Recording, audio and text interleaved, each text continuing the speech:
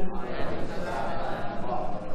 Ini Pak yang mau saya tanyakan, bolehkah seorang non-muslim masuk ke dalam masjid sedangkan dia mau menikahkan atau menyaksikan anaknya menikah?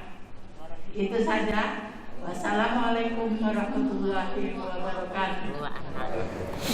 Jadi terima kasih Ibu pertanyaannya. Dalam aturan fikih, seorang yang non muslim tidak diperkenankan masuk masjid kecuali kalau memang ada kemaslahatan yang sangat nyata untuk kaum muslimin, bukan untuk kemaslahatan kepentingan pribadi atau keluarga. Dan itu pun harus seizin dari imam, seizin dari orang yang memimpin di tempat itu, kalau diizinkan. Nah sekarang kalau dia nak masuk masjid, apa kemaslahatan dia secara umum untuk umat Islam? Tidak ada. Jadi tidak boleh. Jadi kalau dia nak jingok, kenapa anaknya nak nikah di jenguk mas? Nah jingok baik dia dah duduk di luar masjid. Mak mana caranya? Zamanlah canggih Bu, pasang ke TV, cogok ke tegak kena muara lawang masjid tu. Jingoklah ikut-ikotan gaya anak kau akad nikah. Kalau nak masuk masjid tak oleh. Ya. Lah banyak jalan ni lebih apa banyak cara dalam hukum fikih. Tidak harus dia masuk ke dalam ke masjid. Pertanyaannya kalau dia nak masuk masjid, kira-kira kemaslahatan untuk kaum musliminnya apa? Tak ada. Ya. Jadi untuk apa dia nak masuk sementara orang muslim baik, perempuan baik, laki-laki kalau dalam kondisi junub tak boleh, haram masuk masjid. Ya dah. Nama ini hari Ustaz kadang-kadang galak muat unyam ni EO ini. Apa dia EO tu? Aku baca nyebutnya baik. Event apa? Organizer, Nah, ada yang lagi make sebutan wedding nak apa pening singgo pala ngurusinya. Sampai ada yang wedding lapas ijab kabul akad nikah nak diaturnya. Ujiku boleh dari mana kamu lapas ini? Ya. Dari wedding Ustaz ngajak mana-mana budak wedding sini.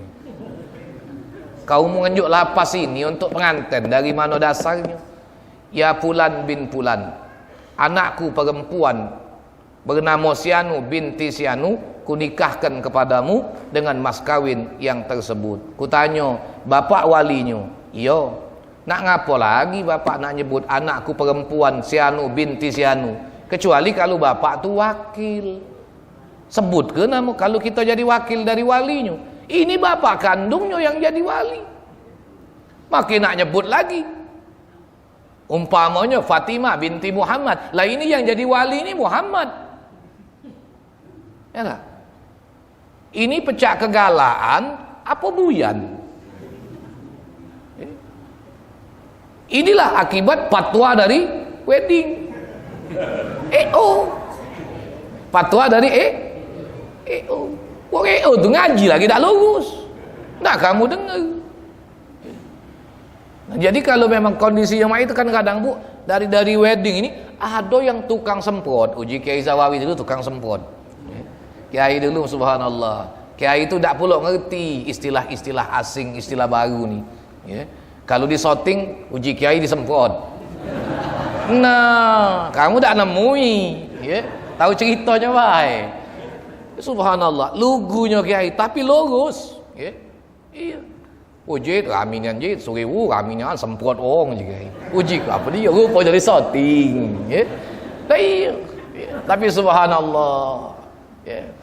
Inilah nak nunjuk ke Kiai itu tidak terkontaminasi. Ya. Ya nah. Nah, nyebut satpam be lagi satpam Kiai itu. Kami jago satpam uji Kiai. Satpam. Sabtam masih nak nyebut sabtam tu lah. Ya sudahlah, yang penting sama kira-kira artinya mah itulah. Ya. Nah jadi jangan sampai itu tanggung jawab wong kalau dia lewat Bu ya. Nah pasang ke TV di depan masjid, bapak ibu cuma sampai di sini tidak boleh. Kalau dia dah kata kepentingan itu sama dengan istihza. Kita mah tidak sadar Pak. Maaf, wong non muslim masuk masjid tanpa kepentingan. Apa alasan dia nak masuk masjid? Itu istihza. Ada unsur penghinaan. Ya. Nah, apalagi kalau kita jengok kadang-kadang ada yang jadi juru foto, juru shooting itu orang non muslim. Masuk Mas?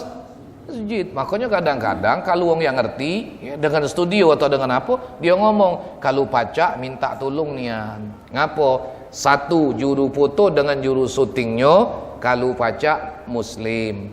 Ya, andai kata ada yang lanang, tetap prioritaskan adalah yang menjadi syuting dan fotonya adalah wong lanang. Wong lanang lagi kadang-kadang kiai dengan ustad dinjuknya bokong. Ini kan Pak. Maaf Pak Ustad, geser situ dikit aja Pak Ustad. Kapan dia berbelok? Nah, kita terjungak lah. Duduk kita lagi nak diaturnya, puternya sana, puternya sini. Apalagi kalau yang nyoting sama yang moto itu orang non muslim. Alangkah hina diri ustaz, diri kiai. Nak diputernya sana, puternya sini. Lah terduduk, kongkonya pindah, kau ngajar. Ya. Yalah mak itu bela Bu Jawabannya tadi, pakai TV bela suruh depan masjid. Ya. Iya. Ini ya tadi ada disebut masalah kitab Qurratul Ain ya. Qurratul Ain itu matan, artinya kitab asal, ya, kitab asal. Nah, itu Syekh Zainuddin Al-Malibari itu mensyarahkannya menjadi kitab namanya Fathul Mu'in. Sementara Syekh Nawawi Al-Bantani itu mensyarahkannya menjadi kitab Nihayatuz Zain. Ada lagi I'anatul Musta'in namanya. Itu juga syarah daripada kitab Fathul Mu'in ya. Itu sudah kitab matan. Jadi kalau sudah memang menguasai, bukan dalam proses belajar, memang dia sudah menguasainya, nah baru dia sudah sampai kepada level yang namanya iktisad tadi ya. Nah lebih dari itu sampai istiqsa, itu sudah menguasai kitab-kitab syarah yang besar-besar ya. Sudah ngajinya sudah levelnya sudah minhaj, tuhfah, kitab nihaya, kitab-kitab terbesar yang menjadi rujukan dalam mazhab Syafi'i. Ada lagi baca kitab Al-Hawi Shaghir, ada lagi dia baca kitab Irsyadul Ghawi. Sebab kitab-kitab fikih ini ada kalanya dia menggunakan istilah-istilah khusus yang juga keterangannya dibuatkan kitab-kitab yang khusus untuk memahaminya. Seperti kitab Minhaj. Kitab Minhajut Talibin itu kayo nian dengan istilah. Ya, sangat kayo. Dan tidak bisa Pak orang belajar itu tanpa guru, tidak bisa. Mesti dia belajar ada guru. Sebab begitu banyak istilah-istilah yang digunakan oleh Imam An-Nawawi di dalam kitab Minhajut Talibinnya. Kalau Imam Nawawi menyebut di dalam kitab itu umpamanya Al-Imam, siapa? Maka yang dimaksud oleh Imam An-Nawawi di situ adalah Imamul Haramain, Abul Ma'ali Abdul Malik bin Abdullah bin Yusuf Al-Juwaini. Disingkat namanya dengan Imam Juwaini. Kalau Imam Nawawi menyebut di dalam kitabnya ada kata-kata syaikhan, nah, itu dalam kitab-kitab rujukan sesudahnya ya, kalau kata-kata syaikhan itu berarti yang dimaksud adalah Imam Rafi'i dan Imam An-Nawawi. Kalau dia menggunakan kata jamak di dalamnya, kama qalahu syuyukh. Syuyukh itu bentuk jamak dari kata syaikhun. Syaikhan dua syekh. Kalau syuyukh artinya beberapa syekh, maka ditambah. Kalau disebut syuyukh berarti yang dimaksud adalah Imam Rafi'i, Imam An-Nawawi dan Imam Taqiyuddin As-Subki. Nah, belum lagi istilah-istilah yang lain yang syarat dengan istilah dalam kitab Minhaj itu. Ada istilah qaul azhar, ada istilah qaul asah, ada istilah qaul masyhur atau qaul syahir. Itu semua ada istilah, ada makna yang mesti dikaji dengan tuntunan guru. Makanya kalau sudah sampai level ini, levelnya dinamakan istiqsa.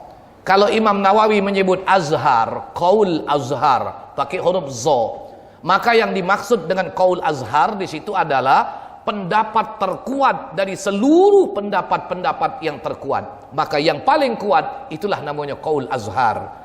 Ada lagi qaul asah. Qaul asah itu adalah pendapat yang paling kuat di antara pendapat-pendapat yang lemah. Jadi harus mengerti gitu ya rumusan bahasanya. Sampai ada seorang ulama membuat sebuah kitab khusus namanya Sulamut Ta'lim ala Minhajit Talibin, ala ma'rifati rumuzil Minhajit Talibin. Sampai dibuat satu rumus sampai nah ini sudah level istiqsa ini ya. Sudah level istiqsa. Kalau buat kita, belajar kitab Safina dulu, ya. Kalau naik Batang Kelapo tuh jangan pakai helikopter. Ya. Sudah baca kitab Safina, baca syarahnya. Baca kitab Kasyifatus saja. Ada syarahnya lagi yang agak sedikit sederhana, namanya Nailur Roja. Ada syarahnya lagi yang berbentuk nazam, namanya Inaratud Duja, dan banyak lagi kitab-kitab yang lain. Jadi ada proses kita belajar itu ya. Nah, jangan kita merasa tinggi karena kita sudah belajar, langsung belajar kitab-kitab yang besar, yang pembahasannya lebih luas ya. Kalau kita tidak pernah berenang di anak sungai, sekali nyebur ke tengah laut, kita bakal menges kaget. Karena berenang melawan arus. Ujung-ujungnya kaget, menghitung bintang setengah mengapa. Ya sudah, tafsir kala dewe, menghitung bintang setengah mengapa. Jadi kita jawab dulu ya pertanyaannya. Salat itu kalau arti itu ada dua macam. Ada menurut lughat, ada menurut istilah. Kalau salat menurut lughat, arti lughat itu bahasa. Artinya ad-du'a. Salat menurut bahasa adalah doa. Maka itu ada wong habis salat ndak berdoa. Kenapa? Salat itu kan sudah doa. Itu berarti dia memahami salat secara bahasa. Nah, ada lagi pengertian salat itu menurut istilah syara. Apa itu? Aqwalun wa af'alun mubtatahatun bit takbir wa muhtatamatun bit taslim bi syurutim mahsusah. Itulah arti salat. Beberapa ucapan dan beberapa perbuatan yang dia dimulai dengan takbir dan disudahi dengan salam. Apakah cukup beberapa ucapan dan perbuatan tadi dimulai takbir, disudahi dengan salam? Tidak cukup. Makanya ta'rifnya ditambah bisyurutim mahsusa, dengan syarat-syarat yang telah ditentukan. Ada syarat wajib, ada syarat sah. Kalau syarat wajib, Islam, baligh, merdeka, berakal. Kalau tak bagi wong betino tambah siko, suci daripada haid dan nifas. Ini syarat wajib. Ada syarat sah. Apa syarat sah salat? Satu, menutup aurat. Kedua, mengenal masuk waktu. Ketiga, menghadap kiblat. Yang keempat, suci daripada hadas besar dan hadas kecil. Kemudian tidak mengiktikadkan yang rukun sebagai yang sunat. Yang keenam, mengerti mana yang sunat, mana yang rukun. Ya, itu dia yang jadi syarat sah salat. Nah, kalau ditanya apa fungsi salat? Salat sudah jelas dalam Quran itu, tanha 'anil fahsya'i wal munkar. Mencegah manusia itu dari perbuatan keji dan Tapi ngapa manusia banyak berbuat keji, Ustaz? Masih banyak berbuat mungkar, padahal dia salat. Koreksi salatnya. Ya, ada apa dengan salat? Dengan salatnya. Kalau salatnya cuma elok-elok aneh, iya tak benar juga. Ya. Rajin salat Ustaz, dia tuh ikhlas. Iya biar ikhlas. Mentak naruh ilmu tak jadi. Tak ada ilmu. Ya. Salat itu nak tahu ilmunya. Rukun salat mesti paham. Sunat abad mesti ngerti. Sunat hayat mesti tahu. Makruh salat mesti ngerti. Yang batalkan salat juga mesti ngerti. Mesti dia paham. Lah paham galo bacaan Qur'annya tolong dikoreksi. Baru benar. Aku pokoknya Pak Ustadz ikhlas nian aku semayang Pak Ustadz. Singgo terima tak terima, aku minta terima ke dengan Allah. Ya Allah. Belajar nanda. Tak jadi. Ya. Mana nasa? Ngomong weh. Itu bahasanya halus nian. Aku pokoknya Pak Ustadz ikhlas nian nanti. Pokoknya terima tak terima, aku minta terima ke semayang. Mendak belajar. Itu kalau bahasa Koreanya memang ngagangi. Ya.